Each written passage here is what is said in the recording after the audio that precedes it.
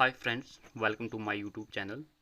Today we will discuss about section 53A के बारे में हम डिस्कस करेंगे and please listen carefully and watching carefully.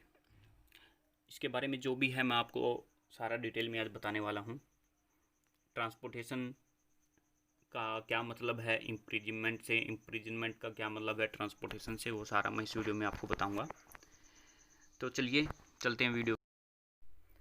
Section 53A of IPC। सबसे पहले हम इसको रीड करेंगे, फिर मैं आपको समझाऊंगा इसके बारे में। Construction of reference to transportation. First clause में क्या है? Subject to the provision of subsection 2 and subsection 3 any reference to transportation for life in any other law for the time being in force or in any instrument or order having effect by virtue of any such law or of any enactment repealed shall be construed as a reference to imprisonment for life. Second clause में क्या है? In every case in which a sentence of transportation for a term has been passed before the consentment of the Code of Criminal Procedure Amendment Act 1955, the offender shall be dealt with in the same manner as if sentenced to rigorous imprisonment for the same term. अब इन दोनों के बारे में discuss करेंगे। First clause में क्या था? Subject to the previous of subsection 2 and subsection 3 any reference to transportation for life. इसमें ये क्या कहता है कि लॉ में कहीं भी अगर किसी को कोर्ट में सज़ा दी जाती है और उसमें मेंशन होता है ट्रांसपोर्टेशन फॉर लाइफ, तो उसको इम्प्रिजनमेंट फॉर लाइफ माना जाएगा। ठीक है। और सेकंड में क्या कहा गया है? In every case in which a sentence of transportation for a term has been passed before the concernment of the code of criminal procedure amendment act 1955 shall be dealt with in the same manner as if sentence to rigorous imprisonment for the same term. अगर court ने कोई sentence पास किया है, कोई सज़ा दी है किसी को, ट्रांसपोर्टेशन फॉर टर्म उसमें मेंशन किया गया है, तो उसको रिगरस इम्प्रिजनमेंट माना जाएगा। बट आपको ये ध्यान रखना है कि वो चीज़ अमेंडमेंट होने से पहले कोड ऑफ क्रिमिनल प्रोसीजर जो CRPC हमारा है, उसमें जो अमेंडमेंट हुई थी 1955 में, उससे पहले ये बताया गया है कि ट्रांसपोर्टेशन फॉर टर्म अगर कहीं मेंशन होगा तो रिगरस इम्प्रिजनमेंट उसको माना जाएगा। बट उसके बाद अमेंडमेंट होने के बाद 1955 के बाद ऐसा नहीं माना जाएगा। अब आते हैं हम थर्ड क्लोज पे।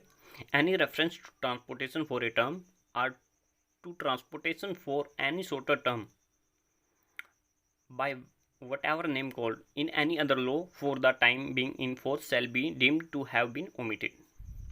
तो इसमें जो थर्ड क्लोज में बताया गया है कि कहीं पर अगर ट्रांसपोर्टेशन फॉर टर्म करके कुछ मेंशन है तो उसको ओमिट माना जाएगा, उसको नहीं माना जाएगा इम्प्रिजनमेंट, रिगरस इम्प्रिजनमेंट उसको नहीं माना जाएगा। क्योंकि जो अमेंडमेंट हुई थी 1955 में, उसके बाद इसको वहाँ से ओमिट कर दिया गया था। उससे पहले के जो केस थे उनमें अगर ऐसा कोई सज़ा पास की गई है तो वहाँ पर रिगरस इम्प्रिजनमेंट माना जाएगा अगर मेंशन हुआ ट्रांसपोर्टेशन फॉर ए टर्म। 1955 के बाद ऐसा नहीं माना जाएगा। अब चलते हैं फोर्थ क्लोज पे। Any reference to transportation in any other law for the time being in force set a if the expression means transportation for life be construed as a reference to imprisonment for life। ये कहता है कि अगर कहीं mention है transportation for life तो उसको तो माना ही जाएगा imprisonment for life। And b if the expression means transportation for any shorter term be deemed to have been omitted। और अगर कहीं transportation for any shorter term जो कि ट्रांसपोर्टेशन फॉर लाइफ ना लिख के transportation for any shorter term या long term या फॉर ए टर्म लिखा है तो उसको ओमिट माना जाएगा, उसको रिगरस इम्प्रिजनमेंट नहीं माना जाएगा। अमेंडमेंट के बाद 1955 के बाद जो CRPC में अमेंडमेंट हुई थी, उसके बाद अगर कहीं मेंशन है ट्रांसपोर्टेशन फॉर लाइफ तो उसको माना जाएगा इम्प्रिजनमेंट फॉर लाइफ। अगर कहीं मेंशन है transportation for any shorter term तो उसको माना जाएगा ओमिट, कि यहाँ से ओमिट हो गया है, इसको रिगरस इम्प्रिजनमेंट नहीं माना जाएगा। Simply it means the term transportation for life mention in any other law shall be deemed imprisonment for life. अगर कहीं मेंशन है ट्रांसपोर्टेशन फॉर लाइफ तो माना जाएगा इम्प्रिजनमेंट फॉर लाइफ। और where a sentence of transport for a term has been pass the offender shall be dealt as if a sentence of rigorous imprisonment for that term has been pass.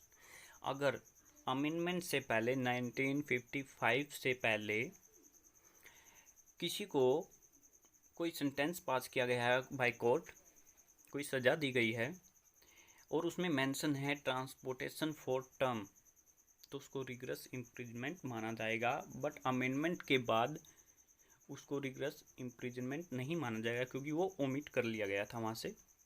The word transportation for a term from any law shall be deemed to be omit.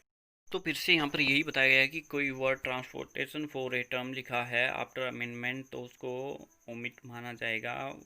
कुल मिला के कहानी जो है मैं आपको last में सारी फिर से बता देता हूँ, एक बार रिपीट कर देता हूँ। अगर कहीं पे ट्रांसपोर्टेशन फॉर लाइफ मेंशन है तो उसको माना जाएगा इम्प्रिजनमेंट फॉर लाइफ, उम्र कैद की सज़ा मानी जाएगी। अगर कहीं पर मेंशन है after amendment transportation for shorter term उसको माना जाएगा ओमिट, इसको ओमिट कर लिया गया था वहाँ से अमेंडमेंट के बाद। ओके, तो दोस्तों आज के लिए बस इतना ही।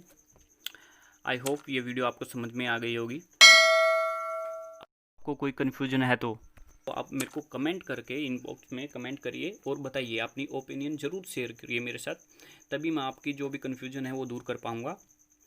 एंड प्लीज़ वीडियो लास्ट तक ज़रूर देखा करिए क्योंकि कोई कंसेप्ट ऐसे होते हैं जो स्टार्टिंग में नहीं बताए जाते, लास्ट में आके बताए जाते हैं और अगर आप पूरी नहीं देखोगे तो कैसे आपको क्लियर हो पाएगा।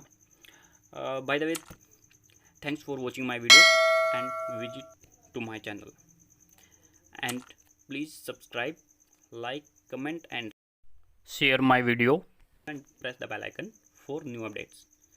देखते रहिए my channel for new videos related to IPC. Thank you. Have a nice day.